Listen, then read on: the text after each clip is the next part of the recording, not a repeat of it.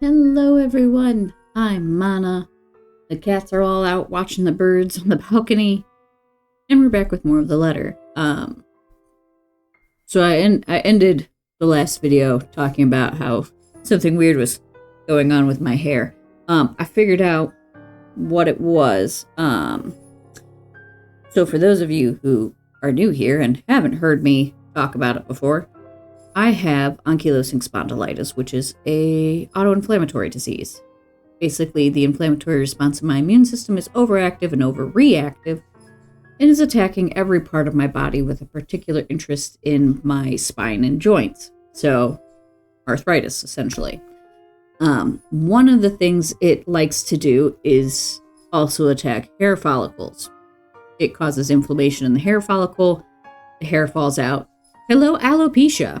I had not realized that I had lost a little patch of hair up in here because it's like under everything. And what I was seeing in the camera was little baby hairs like frizzing up and pushing the hair over top of it up and making it look wild and insane. The hair's growing back. I do get little tiny patches of alopecia here and there when I get stressed. And I'll admit I have been stressed because I have 5 house sitting gigs this month alone. 2 of which were back to back. Like, one ended and the next one started on the same day. But the other ones have been, I've got like a day or 2 in between to come home. And I do come home and visit the cats, take care of them, take care of the house, do some recording, some editing, live streaming stuff. When I'm house sitting, I find time to come home. But I've been so stressed about not being home and about Boyo's concussion that I apparently had some alopecia going on and didn't even realize it. So that's what's going on there. But it's fine. Hair grows back most of the time. As far as things that can happen with AS, I'm totally okay with alopecia. I've got a friend who has full body alopecia. Like, she has one hair on her big toe and she's very proud of that hair. And like, she's gorgeous. She models. Wonderful, wonderful woman. I met her working as a costume character at an amusement park. She is amazing. I love her. Gorgeous human being inside and out. So, like, alopecia is one of the least concerning things that could happen, because I'm like, fuck it, you know? If it all goes, I've got a girlfriend who knows everything there is to know about good quality wigs. Like, I'll be fine. She'll have to teach me how to draw on my eyebrows, but I'll be fine. Like, I got wigs in the closet already. I've honestly thought about just shaving it all and saying fuck it, but I haven't gotten that ballsy yet. So yeah, that's what's going on there. I brushed my hair and changed the part some to try and like minimize it. It still looks a little weird because it's not sitting the way that it normally would with that patch missing in there, but it is what it is, you know? Whatever. Fuck it. We'll do it live, you know? I'm not worried about it. It's not that big of a deal. The one I am worried about is teeth falling out, because if your gums become inflamed bad enough, your teeth can fall out. And that is like a worst nightmare for me because I am like OCD about my teeth. So that's the one that scares me of all the possible things that could happen. Anywho, let's get back into the game. Let me switch screens there. So, when we last left off, Isabella stayed the night with Zach, and Ash came over in the morning and had breakfast with us. Slightly against his will, but not really. So, we'll just jump back into it. It was this one.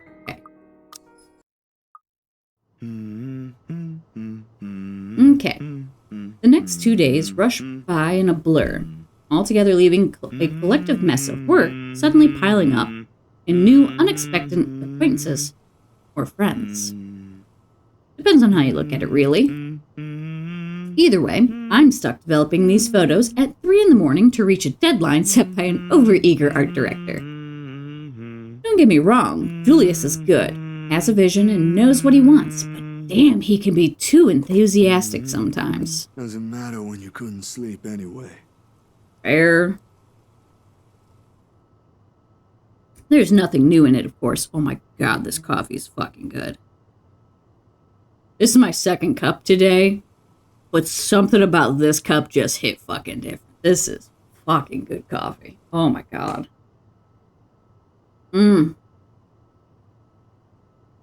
Shut up, phone.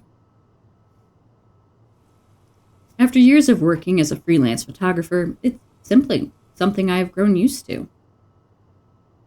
Get to know people, build a client base, do good work, and cash in some late hours if need be. Rinse and repeat. It certainly takes a while to get some footing on the field, but it's the kind of thing that pays off in the long run as long as you keep at it. Given enough time, you might end up with the big names on your client list. Names like the Wrights, in particular.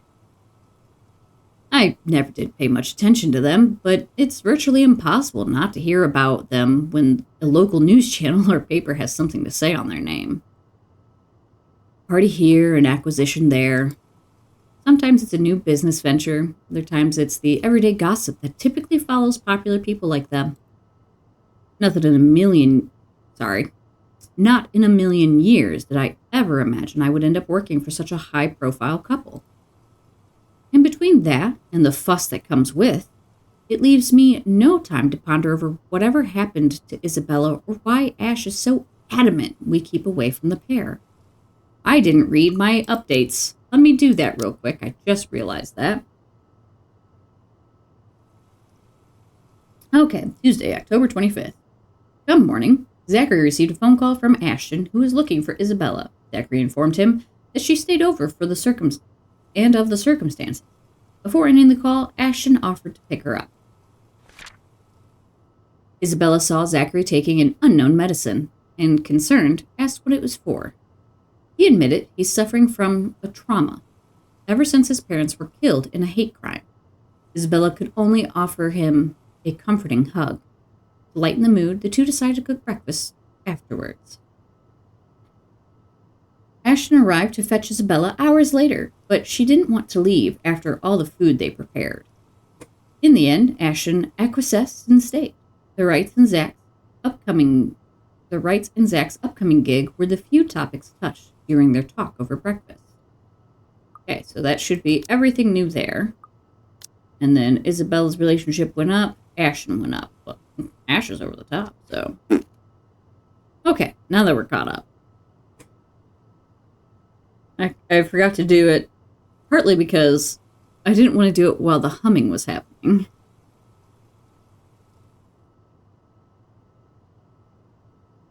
That is what it is. In between that and the fuss that comes with it. Oh, yep. We read that already. Seem like the good folk, though, despite the whole fame thing. Hannah seems like good folk. I still want to punch Luke in the face. Sure, there was a rumor running around years ago about him being involved in some business scandal. But just like every gossip blown out of proportion by the media, nothing came of it, and eventually it simply died down. Much is definitely left to be said of the husband, but I doubt a woman like Miss Wright would pick him if he doesn't have any good points at all. She was deceived, is what I'm going with. Or he changed. Possible too. Miss Wright, Anna herself, though, she ain't particularly bad the way the press makes her out to be. A bit too forward for a married woman, maybe, but not as bad as what's on the tabloids. Not that I ever read those. Ashton would give me flack for just staring at one. Rubbish, he called them once. Oh my god, this coffee is so good. It's just Folgers and sugar-free French vanilla coffee creamer, but like, it's hitting good today. It was fucking good. It's like not fancy at all, but oh my god, it's good right now. I think he's just pissed because they often put the local police in a bad light. Although, with a life as public as the Wrights, no wonder it's the woman who often gets the crappy end of the stick. I can't help but feel sorry for her. She's a real nice person when given the chance. Heck, she might have even ended up friends with Rebecca and Isabel, too. They weren't living worlds apart. So, she and Rebecca were not living worlds apart at one point, and they were friends. For a moment. Probably. The beep quickly pulls me back before my thoughts travel any further. In one practice motion, I carefully place the wet print I'm holding on a drying rack and amble over to my makeshift darkroom to get the last photos from the water bath. Inside the converted broom closet, the film processor lets out another soft clack before going on its standby mode. At its mouth, a lone photograph sits on the tray, barely visible in the lack of light. It's the last one tonight, for the set Mrs. Wright requested. I don't usually make this a habit, giving away stuff, that is. It's bad for the business, no matter how well-intentioned or generous you are. This exception, however, she was nice enough to ask, after all, and was a good companion up until the awkward turn our little chit-chat had taken. Even if she didn't ask, I would have probably given her a few prints just for the hell of it. Miss Wright ain't such a bad subject matter to begin with. Maybe this is just me, but for someone who has everything at the palm of her hands, all the money in the world, a loving husband. You didn't meet him, clearly. And a plenty big mansion to call home. She's lonely. She doesn't just appear like it. It shows in the tone of her voice, how she moves, and most certainly in her smiles. Always hidden behind the glamour for the world to never see. Sometimes. Sometimes for people like her, small things like these help. A little reminder that the world can be kind, too. Water drips from the paper as I blindly pick it up and gently lay it on another tray, holding a decent amount of photo flow. A few seconds under the solution is all it needs before it's ready for drying. No rushing this last one, even if my body's already screaming for some decent snooze. My hand fumbles for the light switch, moving towards it with familiarity, while I fish for a squeegee among the mess of tools in a drawer with the other. Whoever translated this doesn't know the difference between on and in. The bulb flickers twice before its glow settles and casts a soft light in the tiny space. When I glance back down, squeegee in hand, ready to finish the process and finally call it a night. What on earth? Her head is gone. Well, that's not concerning. Blurred and distorted beyond recognition, rather. The area completely smudged over, leaving no trace of the same sweet smile the good woman carried in all the previous prints. Damn, that was too careless. A common mistake to make, of course, if one is negligent enough to pick a newly processed photo in the dark, like I apparently did. It has happened before, loads of times, actually. But I still can't help but feel a small pang of frustration over one mistake a newbie would likely make. With a sigh, I reached up for the switch again, intending to develop a new one from scratch. It could pass off for one of those supernatural pictures they show on TV, though. A memory clicks. One cursory thought in a sea of many, in a short yet distinct second from the day before. A glimpse is all I got, but it's enough to burn the image in my mind. There was a shadow. There it is. No. A woman. In her 20s or early 30s, maybe? Maybe? But with how far gone her flesh alone has become, it's not possible to tell at first glance. The skin itself has already taken a sickly pale color, rotten in most parts. blood dripping from every open gash and lesion on her body. Bony hands grip Miss Wright's neck like a noose, straining the skin underneath with a vibrant shade of scarlet, staining Ari. Nothing but malice fills the gleam in her eyes. Zachary? Not for me, but for Miss Wright. Zach, is something the matter? Oh, no, there's nothing wrong. I just remembered something, that's all. Let's get back to the pictures. Can you move a bit more to the left, yeah? The memory alone is enough to make me wretched. That's what I was remembering last time. I brushed it off then. A trick of the eye, I told myself, or a product of the heat. The weather has been unexpectedly warm recently, so it shouldn't be too surprising for such things to happen. Can't say heat's ever caused me to hallucinate like that, but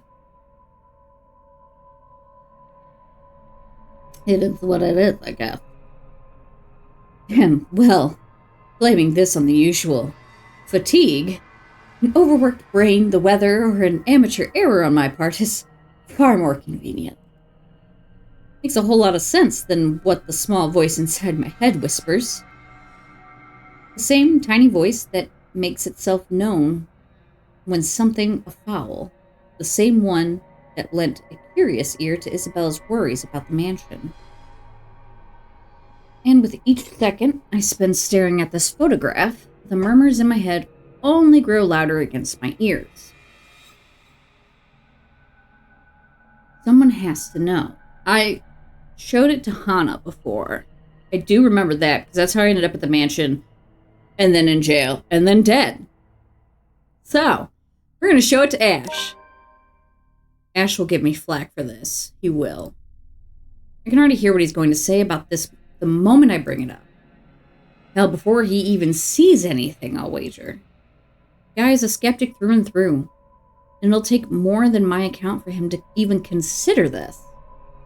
But when you've been there, seen something enough to raise the hairs at the back of your neck and leave you wanting to flee or hide, what he thinks is the least of my concerns.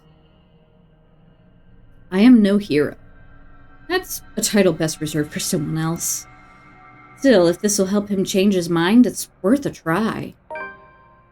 Isabella's gone and done the same thing, didn't she?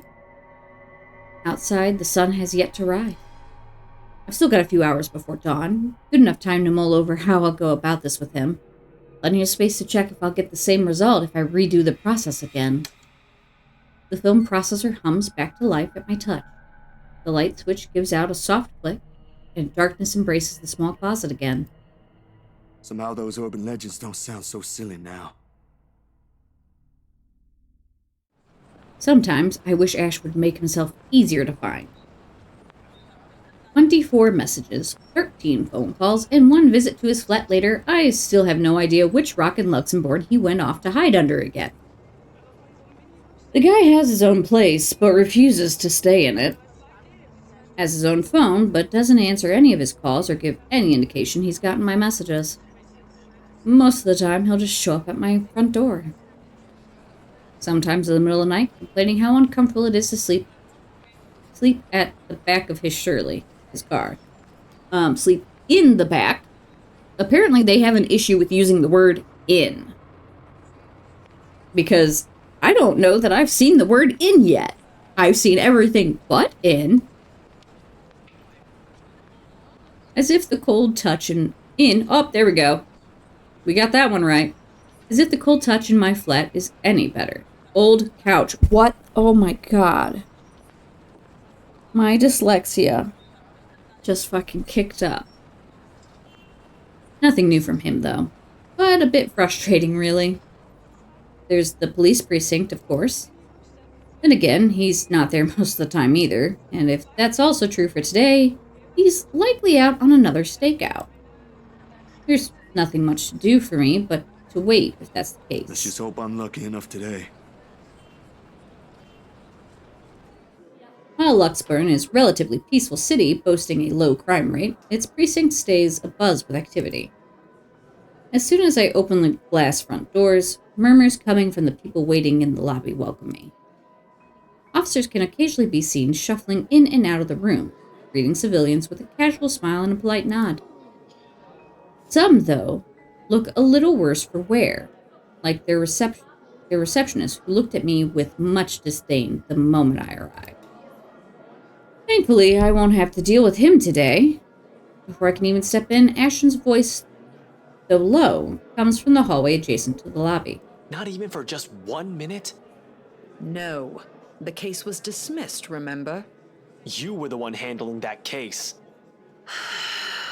If you want access to those records, you've got to ask Chief. I was taken off it before shit went to hell. Why do you even bother? Even Professor Clark seems to have given up on that. Well, Never mind, you won't understand. Right. I know you owe Professor Clark a lot, but the right guy isn't just someone you mess with. They've got the money. Who knows what else gets swept under the rug with them involved? That takes a special kind of ignorant not to know. And a smart person to know which boundaries he can't cross. You're a bright guy, you'll figure it out. In any case, I've got to get going. Another missing person case on my hand. Benjamin on the front desk looks like he's about to maul someone after the fourth one yesterday. Oh boy. Murders, people missing, what a time to be alive. Man, I miss the old Luxburn. You and me both. I'll see ya. Gonna go grab some lunch. He noticed me first as soon as he enters the lobby and pauses. Confusion briefly crosses his face until I fish out the phone from my pocket and wave it up. Frowning, he pulls out his own mobile, wordlessly fiddling with it for a few seconds before sighing heavily. There ain't any annoyance in him when he glances up, though. Only mild exasperation and what might be a hint of amusement. Stop taking pointers from Isabella. This is gonna get old soon. At least use your phone properly. It's an alarm clock, a good note-taking device, a halfway decent camera, and maybe a music player too. If I'm being nice. What else do I need it for? The phone part. I don't know, keeping in contact maybe? When he merely shrugs, I know I've struck a chord. He's far from holding a piece of technology in contempt, of course. Ash has always been nothing but practical from the start, and technology is useful. Only when he gets too focused on one thing, like a case he's handling, he tends to forget there are other things around him. A little reminder and a nudge in the right direction can get him a long way. I've got an email on that social media site the girls roped us into joining. That doesn't make any sense. Also, you've got an account before any of us had one. For policing purposes? Anyway, why are you here? I thought you have something scheduled today. Or was that yesterday? That was yesterday. Look, about that, there's something I want you to see. He stops me with a tap on my shoulder, walks past me straight to the door, and gestures with his hand towards the very irked receptionist when I raise an eyebrow in question. Over lunch. I haven't eaten anything since last night, and Benjamin there doesn't really like loiterers around here. Wordlessly, I follow him, but not after sending the poor guy behind the table an apologetic smile. Sorry. As expected, he takes a seat in the farthest corner of the cafe, a good way from the window, but easily allows a view of who comes and goes. Secluded enough not to be disturbed by the lunch hour rush or be overheard by a curious bystander. I didn't know this is lunch he invited me to. I would automatically assume I got dragged into another stakeout. After years of knowing him, though, this has simply become one of the many habits I've gotten used to. Food arrives minutes later. Ugh, food. Oh my god, I love it. Gimme. The coffee has Ash's face in it. A slice of their vegetarian quiche for me. Oh my god, I love quiche. Meanwhile, Ashton has opted for a cup of coffee, plus a gracious serving of dessert. That also looks delicious. You having cake for lunch? Why the fuck not? Don't do that. I need to cut back on sugar. Sugar causes inflammation, hence the sugar-free coffee creamer. I do really good, and then we walk past the discount bakery section at the store, and there fucking goes my sugar. He shrugs and then proceeds to dig in without even a hint of remorse. Frankly, it's like seeing a child get his Christmas present early. Don't tell Becca. I'll get an earful. It's just for today. You should listen to her, though. The kind of work you do, you'll need to eat something other than sweets. No kidding. Like, get some protein in there. I don't want to see you drop dead in front of my apartment again. I told you, just this once. Woo! Have you been hanging out with Becca lately? You're beginning to sound like her. All the time. Nah, just for some recipes. But she has the right to worry, you know? It's like she's taking care of 2 kids. One bitches on sweets, while the other on cup noodles. At least Bella knows how to cook. Hey, I can at least boil something. Oh, how bland. Such a bland life to boil things. Wait, that's easy, right? I mean, you just put water in and... No, don't even think about it. You destroyed your own kitchen once by sticking a pressure cooker on it. I think my sister is a whole lot better than you. And this is coming from someone who has no other choice but to eat her cooking for some time. To be fair, he genuinely appears offended at the last remark. Hate will be too strong of a word to describe how Sis and him usually interact whenever they're in the same room. So whatever appropriate word it is, I can say with most certainty that the feeling's mutual for both. Ash thinks she nags too much, while Sis thinks he's a trouble magnet I should stay away from. They're both technically right on their assessments. How's your sister, by the way? Still bullying white guys?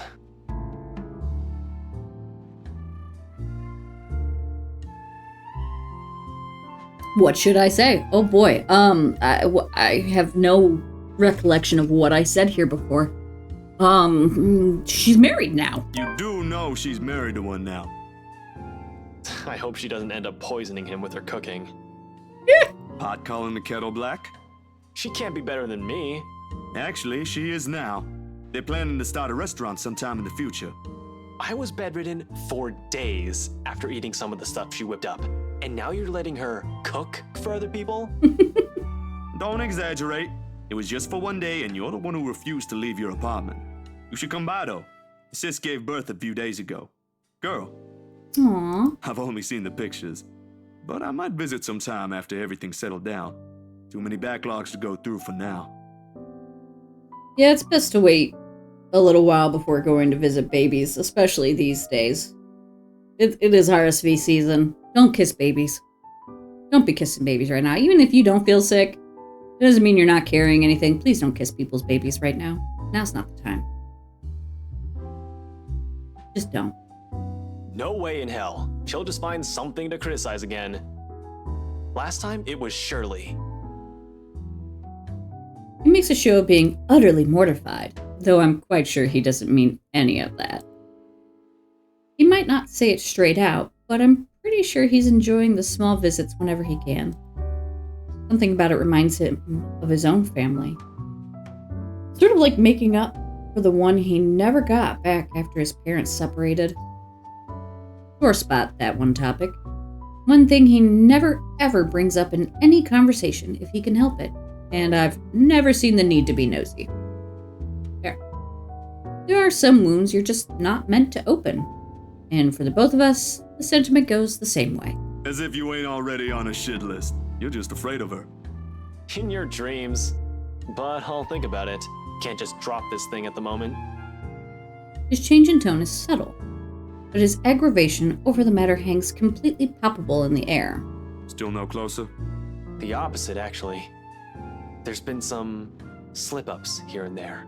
Careless mistakes, and let's just say I'm waiting for him to make another one. What about you? How are things on your end? All piled up on top of the other. But I can manage. Still recovering from the expenses for the movie, so the surge in new projects helps. Well, there's this one thing. The expression on his face grows more puzzled with each photo I spread on the table. There's about 8 of them, all of it reprints of the same thing. Miss Wright's distorted head on the photos. He takes a minute to go through each, eyeing the prints warily. The fur on his brow doesn't ease even as he gathers all of it into one pile and sets them in one neat stack in front of me with a heavy sigh. Hana, right? Yeah. How did you... The locket. She never takes it off. Except when she does. Evan's family heirloom. I won't even think about asking why or how he knows that. If he's investigating them, he'll likely have already dug up every unimaginable dirt on them, including family history. Are you done with your work with them? Yesterday, yeah. It's just a small feature for a magazine. Interviews, photos, standard stuff, nothing big. But see, here's the thing. I don't know how else to put this out there without sounding crazy, but there really is something odd with that place. Remember the letter? He drags in a breath, reaches up to his nose and pinches it. Like the action alone will help grant him all the patience in the world to continue this conversation. Please tell me this isn't about that again. No, Ash, you've got to listen this time. I am listening, and I can't believe that just came out of your mouth. These are some blurred out photos, and that letter is just a stupid prank. I expected this from Isabella, not you. You're the photographer here. I don't see any need to get worked up over this. I know what you mean, but will you hear me out first? Ash leans back on his seat, but doesn't say anything further. He gestures for me to continue with a wave of his hand, impatience clearly on his face. Any other person telling him this, and he'll walk out without batting an eye. I suppose the only reason he's giving me the benefit of the doubt is because we know each other. Ash, I don't easily buy into these things as much as you do. Yesterday, though, behind Hana. He blinks at that, his eyebrows lifting momentarily before settling down into a deep frown. Hana? Since when were you on a first-name basis with the right missus? Why does that even matter? I thought you said this was just a gig. His voice stays level, but the accusation in it is clear as day. It hits a nerve in me, somehow. More than that tone usually does. I do get where he's coming from, but that's not the point here. Of all the things I said, my connection to the rights is the first thing he points out. Much as I want to keep my own annoyance at bay, I can't stop from seeing into my... Jesus Christ. I can't stop it from seeping into my voice. Whew! That's completely beside the point here, Ash. I warned you, Zach. I get it, all right? But you can't just expect me to turn it down after I made a commitment to a client. I've got to put food on my table. I didn't say you shouldn't, but you should not be messing with them. I wasn't messing with them. And this isn't? He waves the photos in front of me before dropping the pile on the table with a loud smack. I don't need to look to know we've already attracted some attention from the lunchtime crowd. Besides, turning away from him feels almost the same as admitting he's right. There are things more important than his damn case right now. I wish he'd see that. It was a job, and that ain't how these photos were intended to come out. You think I'd go out of my way just to edit something like this? There's something weird going on here. And you think Luke Wright will see it that way? You think the Wright missus will find it amusing? I did not do this for my amusement, Ash. People's lives might be at stake here. If you understood that in the first place, we wouldn't be having this stupid talk. Luke fucking Wright is a dangerous man, Zach. Keep hanging around them and you'll find yourself burnt to a crisp in your apartment or floating down a river 3 days later. This case is... Will you stop talking about the damn case for once and just listen to me? Why do you think Isabella's... Don't you dare bring her into this. We're talking about you and this stupid... Oh, of course you don't want to talk about it. Because you're fucking afraid there's some damn truth to what she's saying now that there's two of us. Every expression drains from his face as soon as the words are out of my mouth. They've hit their mark. Each utterance scaths, sharp with nothing but anger and the truth. Yet they are also things I won't typically say out loud in good company, and rather ease people into before letting it fall. Almost immediately, a wave of regret washes over me. Ash, dude, that ain't what I meant to. You said enough, Zach. Without another word, he stands, his chair scraping loudly against the floor. All while my brain races to find something to fix this. Ours ain't a fragile relationship by any means. I like to think we've gone past the stage when we find everything the other says insulting. But there are times when letters and phrases alone can cut deeper than any blade. Mine might even leave a scar. He doesn't let me, however. Instead, he sets a card in front of me.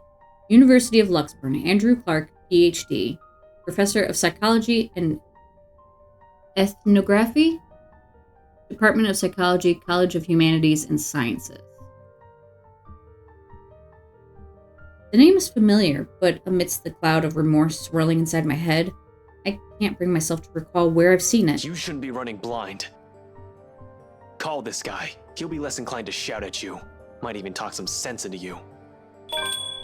I don't see his face when he leaves, and it is only when the store's bell chimes again do I breathe. Okay, I am going to call it here.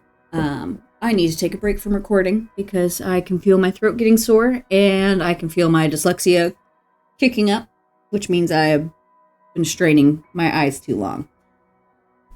So, excuse me, goodness. I'm going to call it here. And when we come back, we will continue on with, I assume we're going to talk to the professor next, Professor Clark.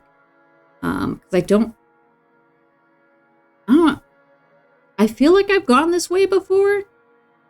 I feel like I went back when streaming and saved Zach after I got him killed. I can't remember if I did that before or after I finished the game, though. I don't know. But when we come back, we will continue by chatting with the professor, I think, and go from there. I'm going to do my best not to get Zach killed this time. That's my goal. I got him killed my first playthrough, and I feel horrible about that. Still, like, I know he's not a real person, but I still feel bad about it. Of all the people I could have gotten killed, I got the big teddy bear killed. Ow, my back cracked from laughing.